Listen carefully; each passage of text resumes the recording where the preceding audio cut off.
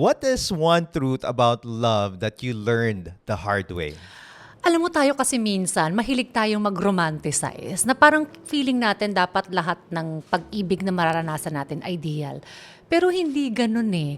May mga dumarating sa buhay natin na hindi pala tamang pag-ibig. May mga dumarating sa buhay natin na mag-teach lang pala ng lesson sa atin. At dahil sobrang gusto natin ideal lahat, ginagawa natin ng hindi tayo maka-move on, wino-workout natin yung relationship kahit hindi na para tama yung tao na yun para sa atin. Kasi dapat pag nagmahal ka, hindi ka nahihirapan, hindi ka na-stress. Kailangan masaya ka. Hindi maraming problema. Pag puro problema dulot sa'yo at kamalasan, I think hindi kayo para sa isa't isa. You should think about that.